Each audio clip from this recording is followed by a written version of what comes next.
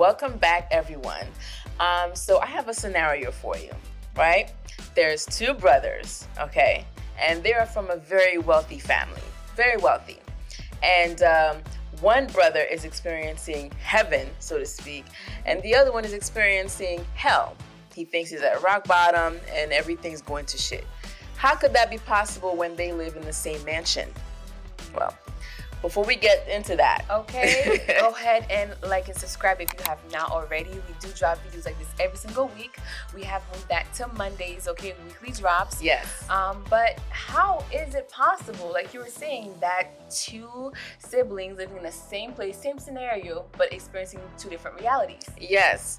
And the first question that popped to mind was, well, I mean, what's heaven or hell? I know a lot of us folks who are, religious, who have certain beliefs, might think that it's a place. I happen to think that it's a mental state of mind.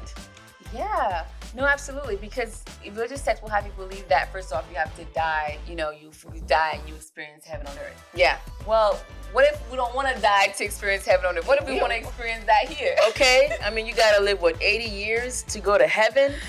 That is kind of unrealistic to me, especially given that, the concepts that I guess we're all familiar with of what heaven and hell is. Yeah. Hell is this place where people go to, physical torture and things like that. They torture you, and a devil with a pitch. And that was another thing that came to me. People burning in fire, running around, whatever. How's that possible if you ain't got no physical body? How they gonna torture you physically in hell? How's that possible? And that's what fed the whole belief that no, it's going to be a state of mind. Yeah. And hell for you is going to be that moment you hated, or that moment you can get over, that pain, that hurt, the fact that you can't forgive yourself. Yeah. That's hell. It's gonna be, and a lot of you guys are experiencing that right now, which is why you don't love your life and you're being miserable and then projecting that onto others, is because of that pain, emotional pain you're living, right? Because what is then hell on earth? Yeah. Well, for those who have experienced it, and let's be honest, right? Some of us have experienced it in the past. That's what we had to. That's how we know it was hell. Okay. Because now we're in heaven, right? So a contrast must exist, right, for one or the other. Well, a lot of that is living in fear, living in that survival mode. All of that dense emotional energy is what keeps you locked on this physical realm, experiencing that hell on earth scenario. And if I may add, not allowing yourself to grow, because a lot of these experiences, you're meant to learn from it. So if you are repeating the same mistakes, taking the same old safe routes, doing the same things over and over again, that's hell. Exactly. Because you're not experiencing the change. You know what I mean? The light on the other side, you never get there because you keep on repeating the same mistakes. That same cycle, perpetuating pain on others, on yourself, and over again. I mean, people who are living like that, we don't want that for you. We want you to be able to go through that transition, because obviously we honor every aspect of where we're at. Yeah. Okay? Emotional pain is real, right? But you don't have to stay there. How do we get to heaven then? What is that experience for that the two brothers again? Yeah. How come one is experiencing heaven while we're both here on earth? And the first obvious thing I'm going to mention has to do with, their perception, their views of life. Yes. You know what I mean? And the one that is experiencing heaven on earth, I bet you has a heart filled with love. Yeah. Because that's the closest you can get to heaven, y'all. I mean, that's heaven to me.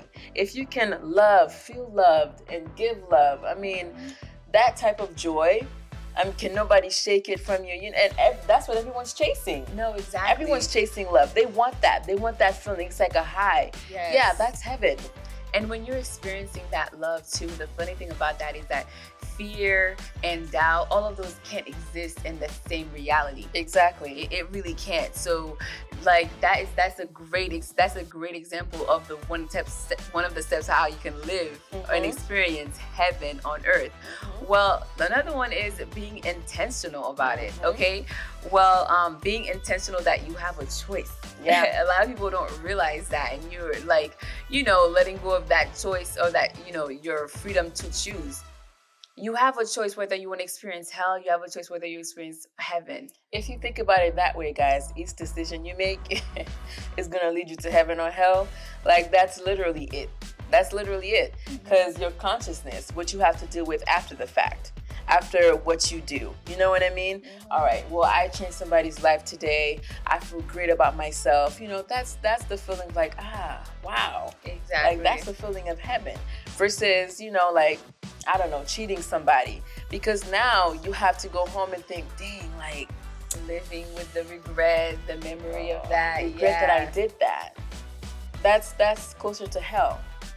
That is, and we want to experience lighter emotional beings, you know what I mean, in terms of the frequencies, because hell is dense, heavy, dark. Heaven is filled with joy, happiness, like love, gratitude. Yeah. And that's another thing, you know, gratitude. Because like a lot of people, and you know, people who are in hell, I feel like they have these like sunglasses, these dark sunglasses on them. Yeah. And it prohibits them from seeing, you know, what they should be grateful for.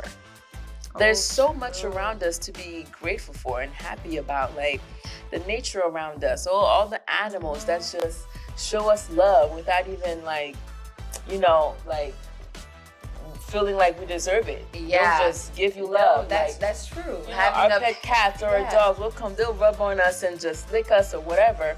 And they're just giving us love without even questioning like whether we deserve it or not. It is like, unconditional love too, you know. Absolutely. You may have done something, or like you're a bad cat or whatever, but then the next second they come and just show you that love again. Yeah. And it's just kind of like there is no tit for tat. It's just experiencing love in its wholeness. Yes. And you know, if for the people who believe that heaven is an actual place, you know, versus the mental state of mind, if you were to picture heaven, you know, the trees are probably healthy. You know, there's no trash on the ground. Exactly. There's, you know, no abusing of animals and things like that. Testing on animal products and all that. It, you know, so that can be experienced here on Earth. That's just appreciating all the different creatures and plants and life forms around us. Appreciating the rock for what it is. Appreciating the leaves for what it is. The air that you breathe. Okay. And also experiencing heaven on earth is having the being intentional, like I was saying, about what you choose to hear or listen to and watch.